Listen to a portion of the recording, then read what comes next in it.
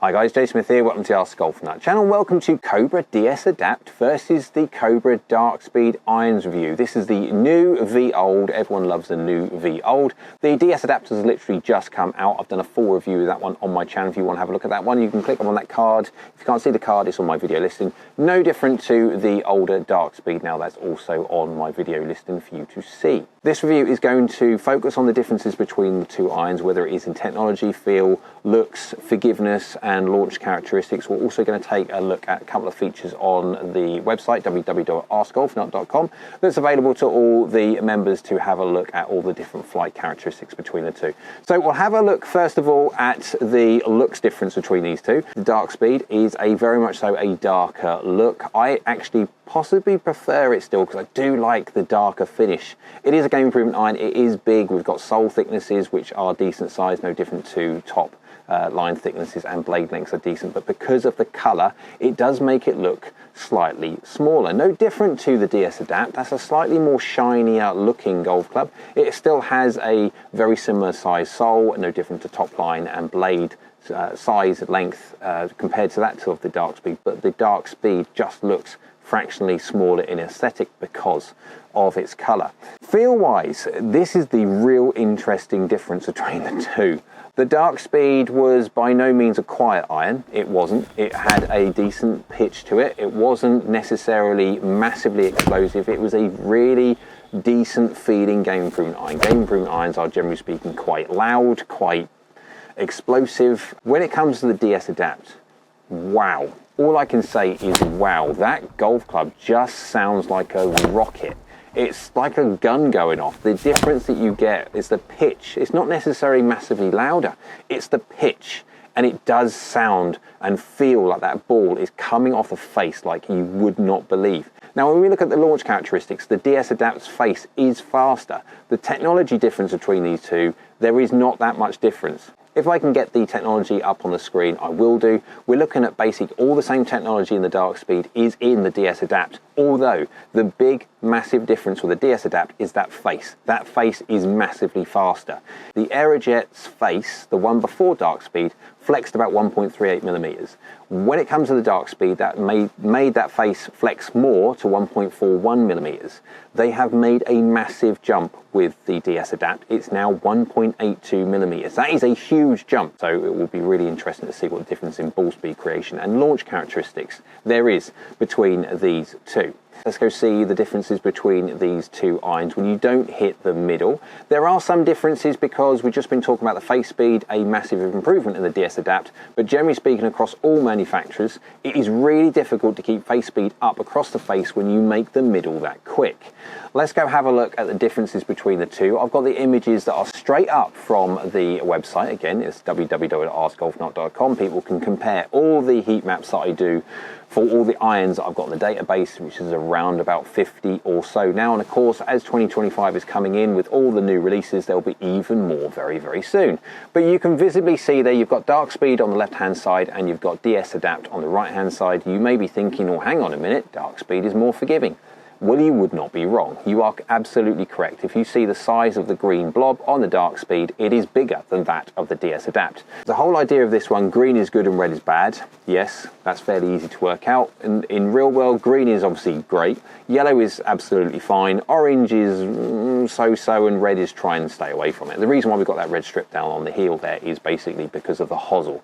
And if you hit something around about 21, 22 millimeters away from middle on the hosel, the chances are you can be interacting with the hosel, that thing there, and that's why I put a little red strip. There is forgiveness there, but there is also a hosel. So yeah, no point because you'd be hitting that. So let's go look at the Darkspeed and the Adapt. On the toe, you've got the Darkspeed is losing 0.179% per millimeter of ball speed as soon as you move away from the face. This is how the heat maps are generated, by the amount of how much a golf club loses from its efficiency, its ball speed, when you don't hit the middle per millimeter. And so you've got 0.179% against 0.223. The DS Adapt is less forgiving. It loses slightly more than the Darkspeed on toe shots. If you look at heel shots, the Darkspeed loses 0.278 against the DS Adapt is 0.215. The DS Adapt is slightly more forgiving than the Darkspeed off of heel strike. So if you're a heel striker, generally speaking, please don't be a heel striker because of the hosels there. But if you are a heel striker, then yes, the DS Adapt will be slightly more forgiving than that of the Darkspeed. If you want to go low on the face though, this is where the Darkspeed really does very, very well. It loses 0.089 and the DS Adapt is 0.247. Darkspeed's main thing is low on the face. There's not that much difference in toe whatsoever. It's a little bit but not a lot, and actually if anything it goes the other way when it comes to the heel. The DS Adapt is slightly more forgiving. The main difference is on low strikes, and if you're a low striker then absolutely the Darkspeed will be better. Let's go have a look at the launch characteristics differences, because with that face, with that super springy face that Cobra have made on the DS Adapt, it does do things decidedly differently. And you can see by the face speed you've got a 1.511 against a 1.556. That won't mean anything to you effectively, but the differences between that may seem small, but in actual fact that does mean quite a bit of difference in terms of ball speed. Face spin rate, you're looking at the differences by just how much spin a golf club creates, loft for loft adjusted. Everything is loft for loft adjusted. It's not because you get one at 34, one at 27. These are both 27 degrees aloft anyway, so effectively you can see that DS Adapt creates more spin than the Darkspeed. Remember, these are game improvement irons, these are super strong irons as well, and of course when we go into later on I'll show you the different swing speeds, etc. The more spin you can have and the higher peak heights and descent angle, the better, but you can see there the DS Adapt spins the golf ball slightly more, and they're no different to launch factor. It is marginal as you can see there, but per loft, this is how much of the dynamic loft you deliver is then transferred into actual launch angle. And you can see the DS Adapt fractionally launches the golf ball slightly higher than that of the Darkspeed. So probably something easier for you to understand and visually see is the radar chart. I'll pop that up on the screen now. You can see that it's a representation of how one golf club compares to the other, directly overlaid on top. And you can see, let's just go straight away from the toe, right at the very top. You can see there the blue, which is a Darkspeed, and the red, which is a DS Adapt. You can see it just overtakes the DS Adapt on toe, as we saw from the previous table. It is just slightly more forgiving off the toe than the DS Adapt. If you go heel, the DS Adapt is actually slightly more forgiving, and so it wins in that area and then loses again in the low. You can see there from how much difference it is on that. However, this is when things change. If you look at the face speed, the ball speed generation, the ability to get that golf ball going as fast as possible, and remember when we're talking about slow swing speed guys or anywhere in between, if you're a 90 mile an hour swing speed guy, you haven't got to worry about speed because you generate it from your swing speed. The slower you go, the more important it is we try and get that golf ball coming off the face as fast as we can do with the best optimal launch characteristics possible to try and get as much distance and also peak height and control into a green as possible. And look at that face speed difference. That is quite a large difference between the two. The Darkspeed is quite a bit slower off of the middle than that of the DS Adapt. Now, that goes again back to the whole idea of manufacturers finding it easier to dumb down the middle to try and keep the face speed around the outside. So this is where forgiveness or consistency comes in. As soon as you start making a face very, very quick, then ultimately, generally speaking, forgiveness comes down. But look at the difference between the amount of face speed gained and the amount of forgiveness lost. There is a forgiveness loss, but it's not that much, and that is a massive win when it comes to face speed. Game improvement irons have a bad rap because they launch the golf ball fairly high, but with no spin whatsoever, and they can go in like rockets. Maximum distance, the whole idea. It's really nice to find a game improvement iron that actually tries to keep as much spin on the golf ball as possible. And for a game improvement iron, the DS Adapt does exceptionally well at retaining, keeping as much spin on that golf ball as possible, because you need that to keep the golf ball up in the air, especially as you start seeing swing speeds reduce. But let's go and show you now the difference of all of those make in the Self-Fit app as a gold tier feature. Let's go have a look at the Self-Fit app. This is straight from the gold tier on my website, www.askgolfnut.com. And this is a wondrous tool. Why is it wondrous? Well, if I had this when I was coaching in custom fitting full time, it would have made the conversation that I had with clients so much easier when deciding what composition of irons to have. So many times I had the discussion with the client would turn around and say, well, I'm going to have 4 pitching wedge. And I'm thinking, no, you don't need 4 pitching wedge. You don't even need 5. You're swinging at this speed. you don't need, it's not going to be functional, it's going to go in like a rocket and it's not going to work. Well, I've always had a forward pitching wedge. Well, I know you've always had a forward pitching wedge prior, but your golf clubs are 20 years old. And so we had these conversations so many times, and it is very difficult to get the client to understand that with lofts of how they've changed, etc., you do not need necessarily to have a 4-iron, or some cases a 5-iron. Commonly, unfortunately, fitters are commission based on their sales, and they will just try and sell as much as they possibly can do. So as soon as you've got a client saying, so I'm going to have forward pitching wedge on that one, they'll just agree. This is an amazing tool, because if you just put the information that I will blur out on the left hand side, because obviously this is gold tier, but I will look at specifics, the DS and also the dark speed. But the information at the very top, you've got 3 sliders. That's all you need. You've got your club head speed, your angle of attack, and how much you de-loft, how much you add or de-loft when it comes to your golf shots. And that will give you a very good understanding of what kind of flights you are going to be expecting when choosing the different kind of golf clubs. So let's very quickly, the information I've got on here is 90.3 miles an hour for club head speed, 0.8 angle of attack down, and sharpening at 1.2. Basically, it's marrying the information that I've got up on here is the 90 mile an hour data for when I've just done the DS Adapt review. You can see there that I've got a 90.3 miles an hour on the very top and a ball speed 126. My data was 125.5. Now, of course, this is to the nearest one, so that could very well be 25.5 or it could be 26.4. But effectively, you can see within half a mile an hour, it's very close. Total spin is 4931 against 4831, so it's 120 RPM out. We're measuring effectively for all the shots that we hit, we're looking at the face spin rate. How well does that golf club spin the golf ball for all the loft that it's hit, etc. And so it's very close within 120 RPM. You're looking at launch angle 19.8 against 19.8, exactly bang on. Carry distance of 185, 184 within a yard, and peak height 39 against peak height of 40 on my actual review. Again, we're talking about single digits, so effectively that could be the difference between 39.5 and 40.4 on both of them. So they could be near enough identical depending on how the rounding is.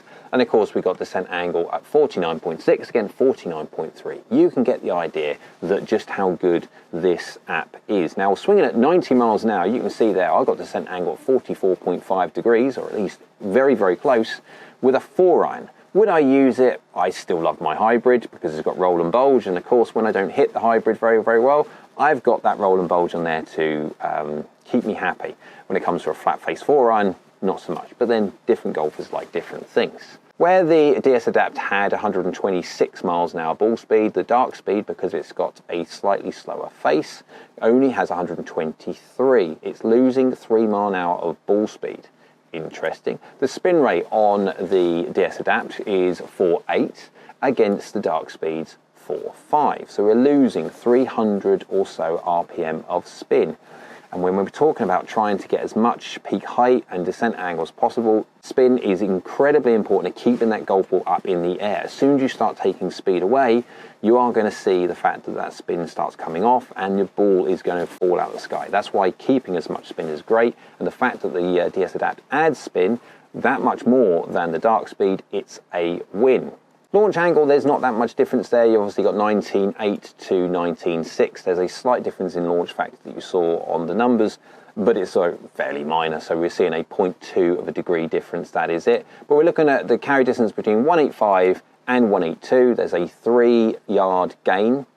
Again, these are two very similar, as in exactly the same lofted 27-degree golf clubs, swung at the same speed, everything else exactly the same. You're gaining 3 extra yards for free. If you look at the peak heights though, you're looking at 39 yards in the air for the DS Adapt against 36. So again, that is a 3-yard gain in peak height.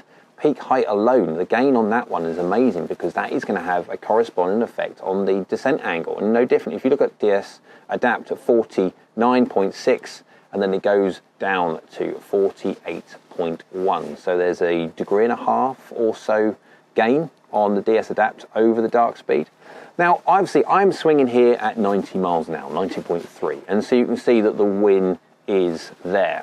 The interesting thing is, if say I come down to 85 miles an hour, let's just go all the way down to 85 miles an hour, and you can see on the right-hand side, the dark speed, the 4-iron has gone, where if we flick over to the DS Adapt, it's still up there. Why is it still up there? Well, because of the fact that it's slightly more ball speed. You gain a faster face, so more ball speed. It launches it fractionally higher, but it spins it more, especially as soon as you start talking about speed, less deflection with a 4-iron, etc. You're going to gain. And the fact that you can have a DS Adapt at 42 degrees with a 4-iron at 85 miles an hour, you have a dark speed in your hands and it's gone. Even the 5-iron only goes in at 41.6. That's less than the 4-iron on the DS Adapt. So the interesting thing, obviously they are very, very close. When it comes to the differences between these two, the technology is exactly the same. Although the DS has been upgraded, optimized with the tech that's in there. The face is a big difference. The face is now much, much faster, which does add to the distance, adds the peak height, it adds the descent angle, and it can add a huge amount to the compositional difference between your set. And of course, we went from 90 to 85. If you start going to 80 and then 75, and those numbers start coming off from a point of view of the amount of peak height and descent angle you're going to get from your golf clubs, the self-fit app basically is capped at 40 degrees. Anything less than 40 degrees and it disappears from the list. That's why it's great for you guys to understand exactly what kind of golf clubs are going to be functional for you. Making sure you get the right set composition. It's going to save you a boatload of money.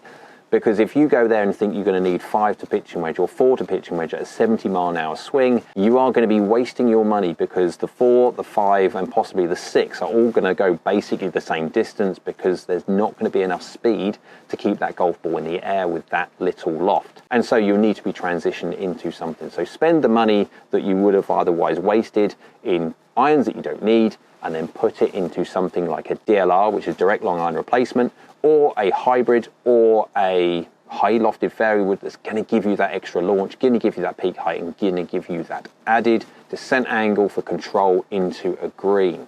It's important, I think, to be able to identify and quantify where are the gains between one over the other. The great thing with Cobra is, generally speaking, they are not the most expensive golf clubs in the world, especially down the game improvement route.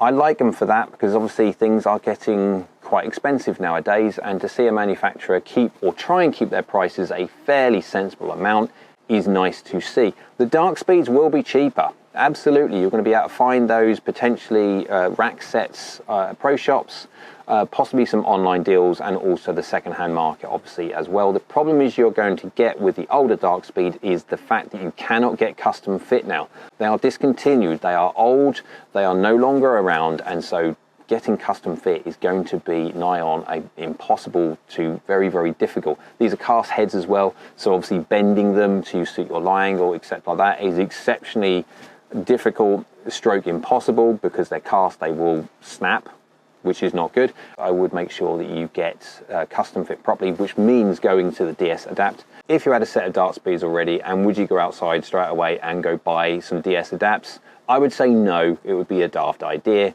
Unless you need ultimate forgiveness, and again, there are golf clubs out there that are slightly more forgiving than the dark speed, so you probably go down that route. Again, you can see those on my website if you remember.